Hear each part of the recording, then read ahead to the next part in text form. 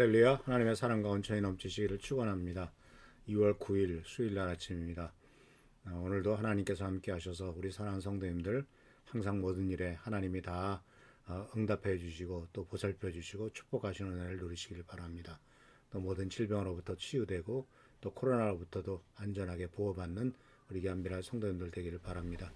오늘 말씀은 그리스도 안에 있는 희망에서 바로 이 은혜의 법, 하나님의 성령의 법에 대한 말씀을 같이 나누고자 합니다. 이어서 로마서 8장 2절 말씀, 지난번에 말씀드렸던 본문 역시 똑같습니다. 사도 바울이 이렇게 우리들에게 선포했습니다. 그것은 그리스도 예수 안에서 생명을 주시는 성령의 법이 죄와 사망의 법에서 여러분을 해방시켰기 때문입니다. 여기서 보면 사도 바울이 두 가지의 법을 얘기를 합니다. 이 세상에는 두 가지의 법이 있다는 것이죠. 첫 번째는 죄와 사망의 법이고 두 번째는 성령의 법이다라는 겁니다. 사실 사도 바울이 이 성경을 썼을 때 사람들은 이 죄와 사망의 법, 성령의 법 이런 것에 대해서 유대인들은 굉장히 잘 알고 있었어요. 그런데 사실은 이 로마서는 로마에 있는 성도들에게 쓴 책이지 않습니까? 그렇기 때문에 로마서는 사실은 로마에서 예수를 믿는 사람들이 물론 유대인들도 있었겠지만 그렇지 않은 사람들, 로마 사람들도 있을 것이란 말입니다. 그래서 이들에게 최대한 이 법에 대한 이야기를 하는데 로마법이라고 하는 것은 워낙 유명한 법이 아니지 않습니까? 법이라는 것을 알고 있지 않습니까? 로마에서 모든 법의 틀을 만들어서 나라를 다스렸으니까요. 그런데 이 법에 대해서 사도 바울은 두 가지를 제시하는데 바로 첫 번째가 죄와 사망으로 가는 법, 두 번째는 생명을 주시는 성령의 법 이렇게 얘기를 합니다. 이 죄와 사망의 법이라고 하는 것은 지난번에도 말씀드렸습니다만 이 세상의 법이라고 하는 것은 인간의 지은 죄를 심판하고 인간의 지은 죄를 징벌하기 위해서 만든 거죠. 죄를 짓는 것이 자꾸 늘어나지 않습니까? 옛날 우리나라가 이 인터넷이나 어떤 사이버 공간이나 이런 것이 없었을 때 우리나라에 본격적으로 인터넷이나 컴퓨터가 이제 발달하고 또 그것이 퍼지게 된 게 1990년대입니다. 사실 30년도 안 되는 짧은 시간이에요. 아주 짧은 시간에 아주 다른 세상에 살고 있죠. 그러니까 그 전에는 1990년도 이전에는 사이버 공간이란 것도 없었고 어떤 인터넷을 통해서 컴퓨터에서 사람들을 비난하거나 또는 거기에서 돈을 뜯어가거나 이런 무슨 보이스 PC나 이런 범죄는 전혀 없었단 말입니다. 그러니까 그때는 법도 필요 없었어요. 근데 지금은 온갖 범죄를 컴퓨터를 통해서 인터넷을 통해서 핸드폰을 통해서 벌어지고 있으니까 이런 것들이 자꾸 죄를 짓고 남을 괴롭히고 고통스럽게 하고 못된 짓을 하니까 이런 것들을 처벌할 수 있는 법을 자꾸 만들어갈 수밖에 없어요. 그냥 옛날에는 모욕죄라든가 옛날에는 무슨 명예훼손죄라 그러면 그렇게 해당되는 것이 별로 많지 않았는데 이제는 인터넷이나 SNS나 또는 신문이나 여러 가지 방송이나 또는 요새는 유튜브 개인 방송이나 이런 것을 통해서 다 그 많은 비난과 많은 사람들에게 이런 고통을 주고 있기 때문에 이것을 징벌하기 위해서 법을 만들 수밖에 없지 않습니까? 그러니까 이 법이라고 하는 것은 사실은 심판하기 위한 것이지 축복하기 위한 것은 아니다라는 것이죠. 우리가 법을 잘 지킨다고 이 나라에서 무슨 상을 줍니까?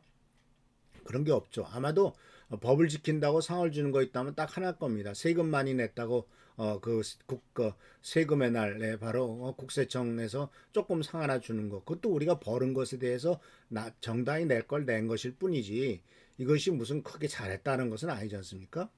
근데 바로 이 죄와 사망의 법에서 사도 바울은 로마서 7장 24절에서 25절에 보면은 그는 이 죄와 사망의 법의 무거움을 굉장히 느끼고 있었습니다. 말씀이 이렇게 됩니다. 나는 참으로 비창한 사람입니다. 누가 나를 이 사망의 몸에서 구원해낼 수 있겠습니까? 그러니까 이 세상 법에 의하면 율법에 의하면은 그는 죽을 수밖에 없어요. 더군다나 하나님께서 10가지 십계명을 주셨지만은 사실 십계명에 나오는 내 부모를 공경하라부터 시작되는 5번째 계명에서 10번째 계명까지 도둑질하지 말라 또는 탐심을 갖지 말라 이런 것들에 대해서 나는 한 번도 평생 도둑질하지 않았습니다. 나는 탐심을 갖지 않았습니다. 하는 거짓 증거하지 않았습니다. 라고 당당하게 얘기할 수 있는 사람이 누가 있을까요? 아무도 없습니다. 로마서에서 분명히 말했죠. 모든 사람이 죄를 졌다. 그러니까 사도 바울은 스스로 돌아보니까 정말 그 나는 죽을 수밖에 없구나 하는 사망의 몸이라고 하는 것을 느꼈던 거죠. 그런데 이 사도 바울은 7장 25절에서 이렇게 고백합니다. 우리 주 예수 그리스도로 인하여 하나님께 감사합니다. 왜냐하면 나는 마음으로는 하나님의 법에 복종하지만 죄악된 번성으로는 죄의 법에 복종하고 있습니다.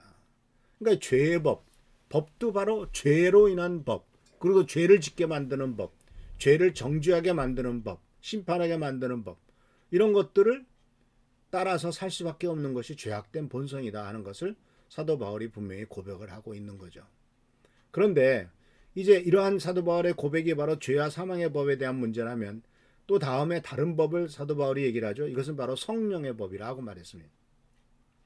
이 성령의 법은 로마서 8장 2절에 나오는 것처럼 바로 예수 그리스도 안에서, 그리스도 예수 안에서 생명을 주시는 법이래요. 예수 그리스도를 통해서 바로 생명을 주시는 법이 또 하나 주어졌다는 겁니다. 그러니까 이것이 은혜의 법인데 예수 그리스도를 믿는 믿음에서 이루어지는 것이죠. 그리고 이것은 십계명이라는 것은 철저하게 행위 중심이지 않습니까? 이것 하지 말라, 저것 하지 말라, 뭐 해라, 하라 하지 말라라는 행위 중심인데 이 성령의 법은 사실은 행위가 아닌 믿음의 법이죠. 그래서 나의 행위가 아닌 예수 그리스도의 업적에 근거해서 우리들이 살아가고 있기 때문에 사도 바울은 우리들을 통제하는 예수 그리스도를 믿는 사람들이 적용을 받는 법은 세상에서 심판을 받는 그런 법이 아니라, 그리고 죽을 때 하나님 앞에서 율법에 의하면은 죽을 수밖에 없는 죄인이라고 하는 것을 고백해서 하나님의 무서운 심판을 받게 되지만 그런 법이 아니라 예수 그리스도께서 우리를 위해서 십자가에 달려 돌아가심으로써 구원하신 이 복음의 법에 의해서 우리들이 이제 그 통제 아래 살아가고 있더라 하는 것입니다. 물론 우리는 육신을 갖고 세상에 살아가고 있기 때문에 육신을 갖고 도둑질을 하면 대한민국 법에 의해서 처벌을 받아야죠. 또 잘못했으면 그 잘못에 대한 대가를 치러야 됩니다. 하다못해 자동차를 몰고 가다가 잘못하면은 바로 범칙금을 내지 않습니까? 이것도 법에 의해서 내는 거죠. 교통법에 의해서, 도로교통법에 의해서 내는 거죠. 근데 이런 것들은 당연히 내야 될 법이죠. 그러나 궁극적으로 우리 인생의 마지막에 정돈했을 때, 이 세상을 떠났을 때, 하나님 앞에 갔을 때 결국은 내가 살았던 모든 인생에 대해서 정리를 하게 됐을 때 그 법은 어떤 법이냐? 이것은 바로 율법이 아니고 성령의 법에 의해서 예수 그리스도를 믿고 하나님의 자녀가 된 그 은혜의 법에 의해서 우리는 구원과 영원한 생명을 얻게 되더라 하는 것을 사도 바울이 선포했습니다. 그렇기 때문에 이것에서 우리들이 이미 현재 이 사망의 법에서 매여 사는 것이 아니라 생명을 주는 성령의 법에 의해서 우리가 살고 있다. 우리는 해방됐다. 어디에서? 죄와 사망의 법에서 해방됐다. 더 이상 죄와 사망의 법이 나를 찍어 누를 수 없다라는 겁니다. 그래서 계속해서 우리들은 어떤 경우에는 죄책감을 느낄 때가 있어요. 잘못한 것에 대해서 내가 정말 하나님을 제대로 믿기나 하나, 또는 이렇게 살아선 되겠나, 내가 과연 천국 갈 수 있나. 그러나 그런 생각조차도 예수 그리스도를 분명히 믿고 나아간다면 그런 생각조차도 마귀가 가져다주는 불신앙의 생각이요, 우리들로 하여금 하나님을 믿지 못하게 하는 생각이기 때문에 그런 생각은 물리치고 다 떨쳐버리고 오직 예수 그리스도만이 나의 주님이요 나의 모든 것을 해결하신 분이시다 라고 분명히 선언한 우리의 삶에 필요하다라는 사실입니다. 그래서 고린도후서 3장 6절에서 이렇게 말합니다. 하나님께서는 우리에게 문자가 아니라 성령의 언약인 새 언약의 일꾼에 합당한 자격을 주셨습니다. 그것은 문자는 죽음을 가져오는 반면 성령께서는 생명을 주시기 때문입니다. 이 문자라고 하는 것은 말 그대로 십계명을 말하죠. 모세에게 돌판에 새겨졌던 그 문자, 이것이 바로 십계명을, 계명을, 율법을 말하는데 그것이 아니라 바로 성령께서 생명을 우리들에게 주셨기 때문에 우리는 생명을 주시는 성령의 법 안에 살아가고 있음을 선언하고 있습니다. 사랑하는 성도 여러분, 우리가 어떤 법 안에 있느냐? 바로 죽음과 심판과 정죄를 가져오는 죄와 사망의 법이 아니라 우리는 성령의 법에 의해서 살고 있다는 사실을 꼭 기억하시길 바랍니다. 우리들은 이런 죄와 사망의 법은 사실을 우리가 지킬 수가 없죠. 그러나 지킬 수 없다고 해서 안 지켜도 된다는 것은 아닙니다. 예수를 믿는 사람이 돼서 하나님의 자녀가 되었을 때 그 십계명을 따라 살도록 노력을 해야 되겠죠. 물론 그것은 무전 상관없어. 우리는 뭐 죄를 지면 예수님이 다 용서해 주셨으니까 죄를 져도 돼. 이렇게 되면은 구원파라고 하는 이단하고 똑같이 되는 겁니다. 우리 연약해서 죄를 질 때가 있죠. 그러나 예수님이 우리들을 대신해서 용서를 비시고 또 대언해 주시기 때문에 그 은혜를 받았다면 이제는 그 은혜에 합당하게 살아가야지 그 죄, 또다시 죄를 지려고 할 수는 없지 않습니까? 이렇게 생각이 바뀌는 겁니다. 옛날에는 심판을 받고 하나님의 무서운 책망을 받을 것을 두려워해서 죄를 안 지었다면 이제는 나를 이렇게 사랑해 주시고 축복해 주셔서 하나님의 자녀가 되게 하시고 천국 생명을 주는데 어떻게 내가 이 세상에 사는 사람처럼 죄악 가운데 살 수가 있겠는가라고 이렇게 생각을 바꾸면서 이제는 은혜의 법 아래서 살아가는 삶, 이것이 바로 주께서 축복하신 삶이라는 것을 생각하면서 주님의 은총 가운데서 나아가는 우리 귀한 성도들 되시길 축원합니다. 감사합니다. 기도하겠습니다.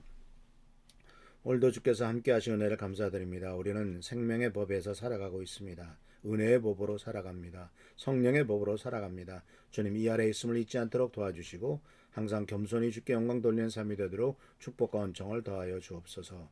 우리의 모든 삶을 주님의 손에 올려드리고 하나님의 평강과 동기를 돌리는 삶이 되기를 간절히 바라고 원하며 예수 그리스도의 이름으로 축복하며 간절히 기도하옵나이다. 아멘.